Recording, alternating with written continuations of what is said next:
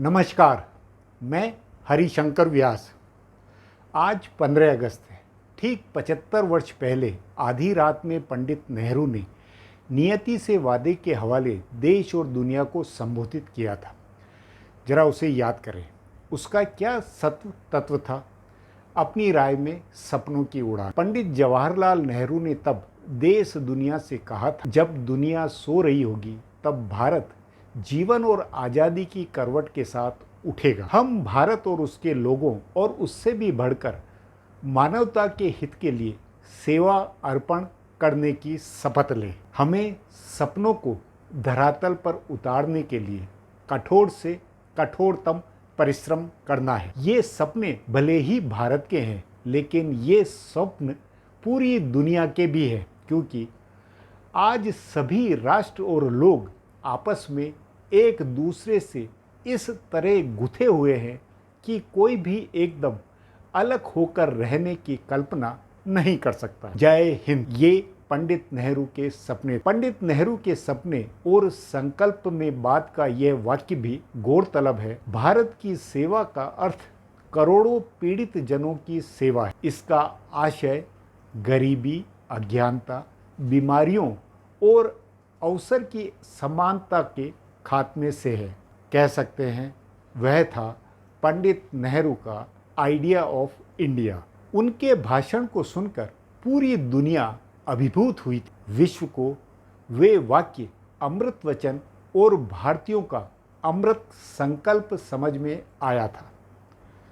आखिर सैकड़ों साल की गुलामी, गरीबी, अशिक्षा और जात पात में बटी कौम ने सपने के साथ कठोर मेहनत का संकल्प जो बताया था। ध्यान रहे, ये बातें गरीबी, अज्ञानता, बीमारियों और अवसर की असमानता को मिटाने का संकल्प, तो पूरी मानवता के लिए भारत का सेवा अर्पण भाव भी। ऐसे ही सपनों का एक और उदाहरण 14 अगस्त 1947 की ही शाम श्री अरविंद ने आज़ादी पूर्व एक संदेश दिया था।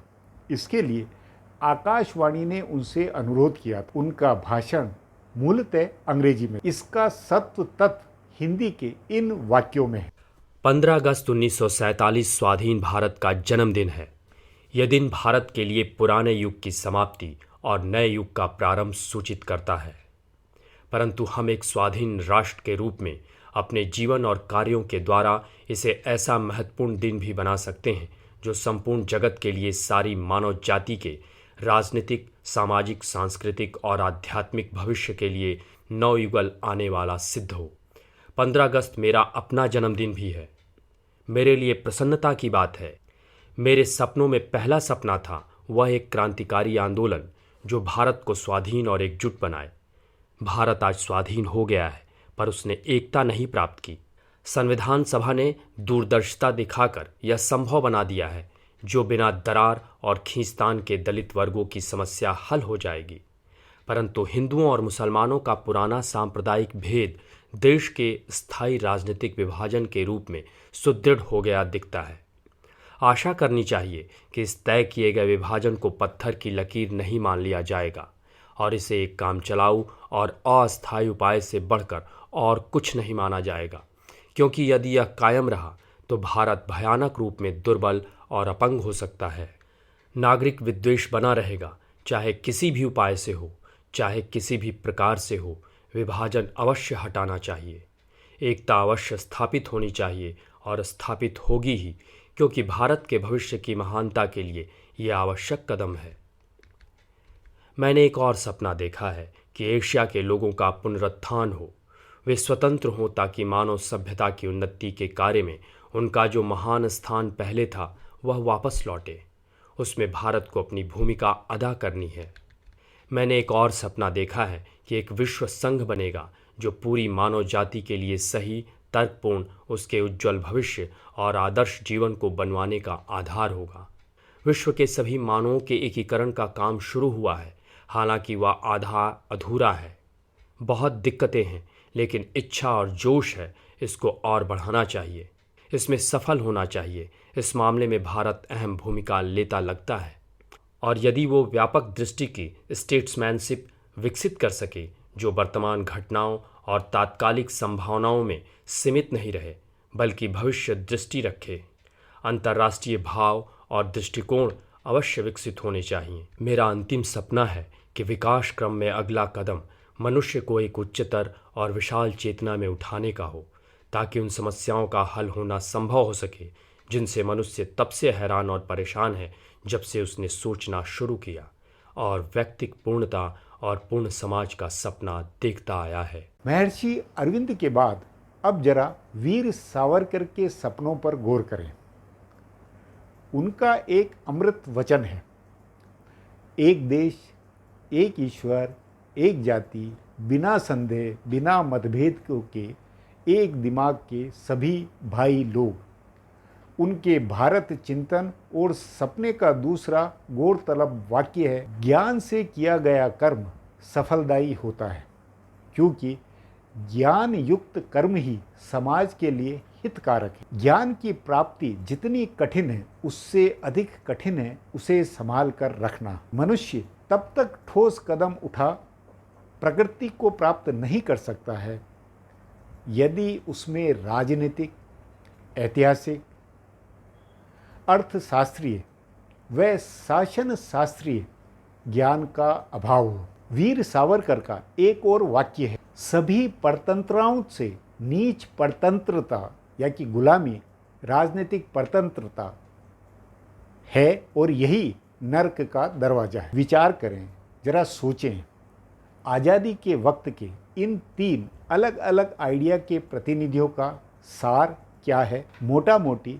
व्यापक दृष्टि में पूरी मानवता, अंतर्राष्ट्रीय भाव और ज्ञान, बुद्धि तथा सत्य के बूते कठोर परिश्रम से भारत को बनाना, समाज में नागरिक विद्वेष और विभाजन मिटाना, गरीबी, अज्ञानता व अवसर की असमानता मिटाना, जात पात, अशिक्षा और अंधविश्वास मिटाना, नागरिकों की हर तरह की पराधीनता को मिटाना, फिर भले वह देश के तंत्र, अफसरों और सिस्टम की परतंत्रता का नागरिक जीवन हो या प्रधानमंत्रियों, सत्तावानों के आतंकी व अहंकारी व्यवहार से देश में कलह, क्लेश और निराशा व हताशा हो। सोचें, सावरकर का क्या गजब दो टूक विचार था कि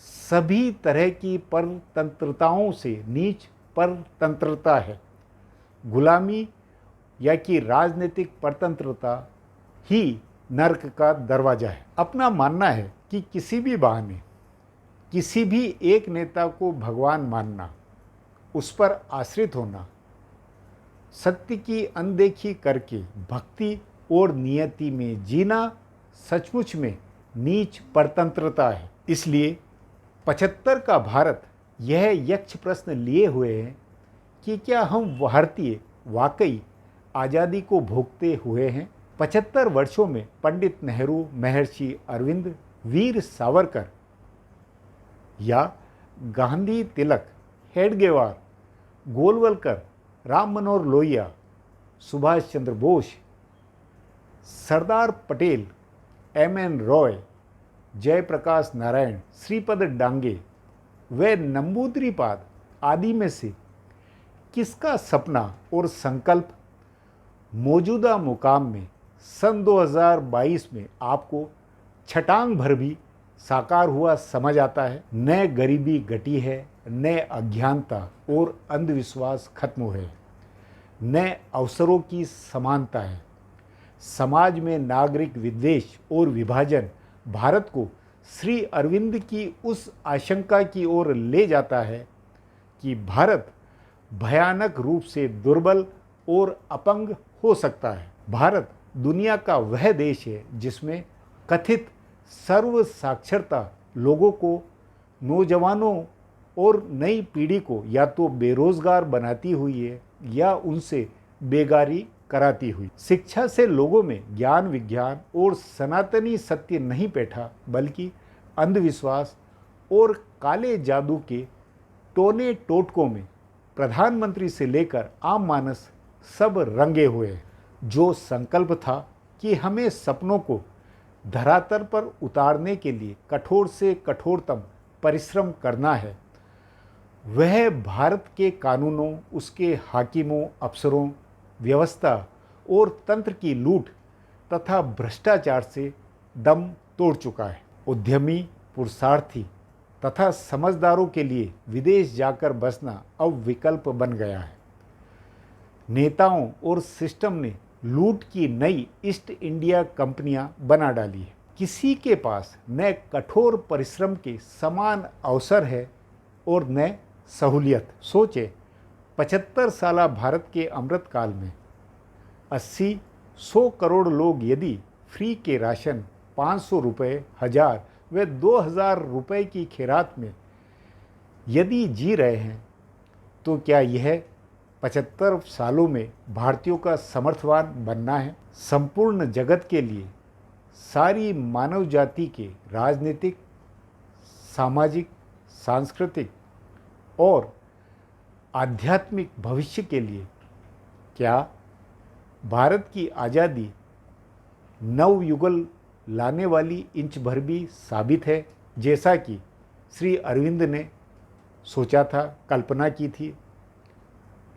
तभी कैसे और क्या बोला जाए कि स्वतंत्रता की जाए? हिंदी के एक महामना संपादक राजेंद्र माथुर ने 15 अगस्त 1967 को, या कि आज़ादी के 20 साल बाद, अपने लेख का एक शीर्षक दिया था।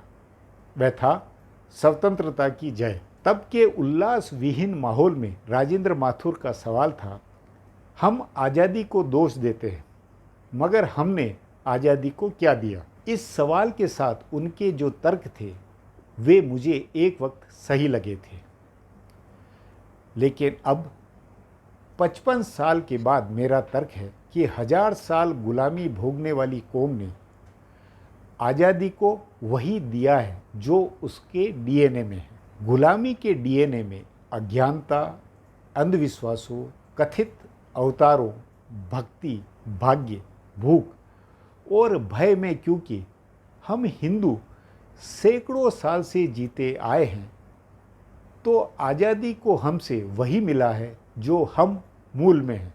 मेरी इस बात पर गंभीरता से सोचें। हम नीच परतंत्रता, उसके कोतवालों तथा भय और भूख के आदि रहे हैं, तो 75 सालों में वापस उसी स्वभाव को पुख्ता बना डाला है। सपने साकार नहीं हुए, बल्कि इतिहास के बिखराव तथा स्वदेशी गुलामी के रास्ते पर चल पड़े हैं। यह गलती नेहरू की थी, आज नरेंद्र मोदी की है और हिंदुओं की है, जो परतंत्रता के मूल स्वभाव को हमने हवा दी। भारतीयों को सत्ता का गुलाम, उसका शरणागत, उसकी भूख और उसके भय में गुथ डाला। लोकतंत्र को कुलीन नौकरशाह तंत्र में बदल डाला। आज़ादी ने भारतीय सत्तावानों को मूर्तियों में बदल डाला। लोगों को उनकी पूजा और आरती उतारने वाला बना डाला। उन्हें अवतार माना। 75 साल आज़ादी से भारतीयों में स्वतंत्रता बोध, आत्मबोध, ज्ञान बोध, आधुनिक बोध नहीं बना, बल्कि दीनता बनी, उनका पराश्रय बना। माई बाप सरकार के नमक, रेवड़ियों, खैरात और धर्मादे में बहुसंख्यक लोग जिंदगी काटते हुए हैं। अब यदि ये सब अमृत है, तो आप ज़रूर जोर से बोलिए स्वतंत्रता की जय। और हाँ, लाल किले पर प्रधानमंत्री नरेंद्र मोदी का भाषण सुनते हुए जरूर बूझे कि 15 अगस्त 1947 के सपनों में उनके कठोर परिश्रम का सत्य और परिणाम क्या है। पंडित नेहरू, श्री अरविंद और वीर सावरकर के सपनों, विचारों और भविष्य दृष्टि का उसमें तत्व क्या है? क्या अहंकार है, या श्री अरविंद की इस आशंका का भान कि भारत भयानक रूप में दुर्बल और अपंग हो सकता है? सब्सक्राइबर बटन को जरूर दबाएं। वहां बनती है उसे भी दबाएं ताकि नया एपिसोड अपलोड होते ही आपको सूचना मिले।